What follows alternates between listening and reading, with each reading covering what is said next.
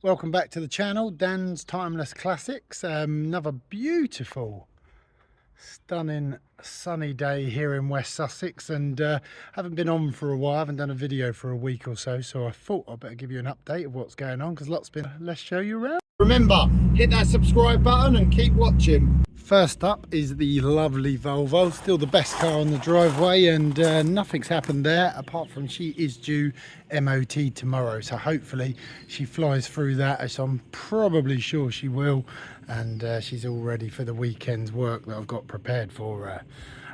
Porsche wise, so DTC and the new car, I did that free car snow foam the other day.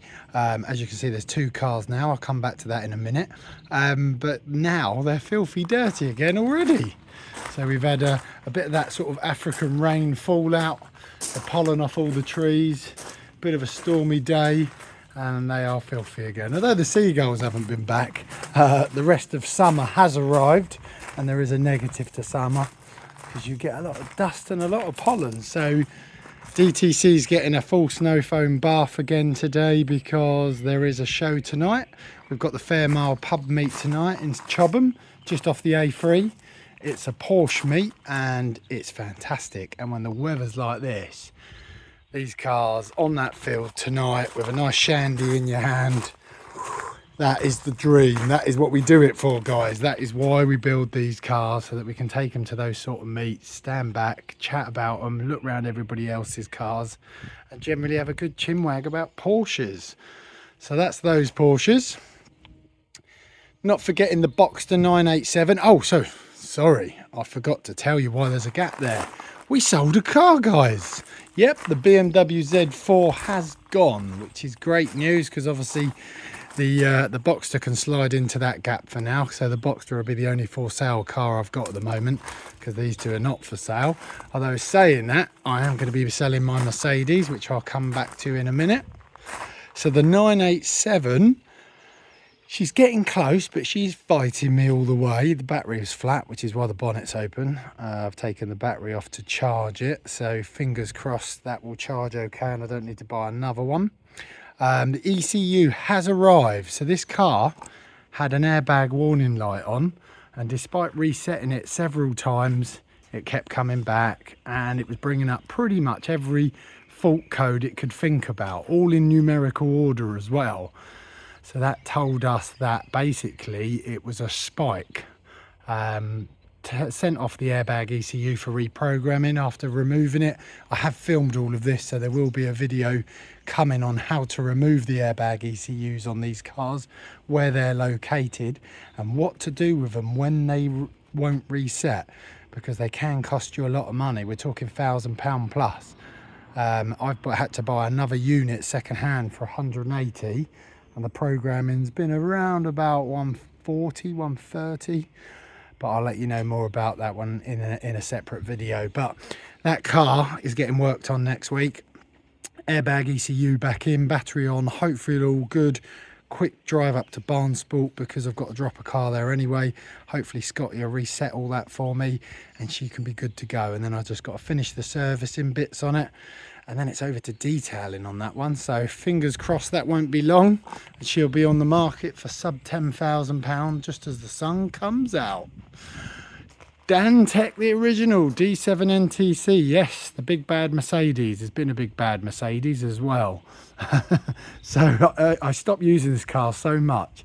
It hated me so much, it went dead flat. And when I say dead flat, it went so flat you couldn't jump start it or anything. And basically it's got one of these modern day bloody AGM batteries, and they won't recharge. Once they've gone dead flat, that's the end of them. So all the suspension collapsed on the car and everything while it's been sat there, and the coil spring actually snapped where it was sitting so low and for so long. So basically I had to get in the car because it was deadlocked. So normally if your battery goes flat on a Mercedes, you've got a little key blade in the bottom, you just put it in there, click that, the lock thing comes up and away you go. Well, on this car it was deadlocked, it wasn't happening, you couldn't get in it. Battery's in the boot, so you got another lock on the boot. So we went to the boot and tried the little key lock up into there, and that didn't work either. So So someone said to me, what you got to do is get down and dirty, get underneath the car, take the trays off, which I'll show you. Yep, I'm under here. Take the trays off, and then underneath the car, you see that there? There's your alternator. See that at the top there, connecting on the belts?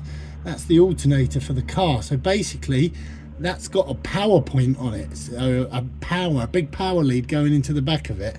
So I took the wire, the cap off, put the plus of a jump pack onto that point, onto that power wire, so the positive into the alternator, earthed the earth on the chassis of the car, which then put enough electricity in the car that allowed the central locking to open. So popped the boot, got to the battery in the back, which was in the boot. I can show you that now because obviously it is open, because I've actually had to replace the battery. I had to get a whole new battery because these AGM batteries don't, as I say, they won't recharge once they're fully flat. And there is the big new beast of a battery, which was the best part of £200. So yes, that was not a good day, but we got it done, we got it running. The car starts, she runs lovely, it's like you've never not used her. But sadly, the suspension wouldn't come up this side, and it's because the coil spring had snapped at the bottom. So I bought a new APEC coil spring. I had to take the whole strut out in situ, which was really difficult. So it bolts there, through there, with this massive, great big bolt with 21mm hex head and nut on the other end, which was seed solid. So I had to put some heat on there and really fight that off, as you can see by some of the scars. Get that bolt out, undo the top strut bolts, and then cantilever all this whole system down with a big iron bar on here to pull that down, to pull that whole strut out in one piece. So now I've fitted the coil spring on, which wasn't easy either.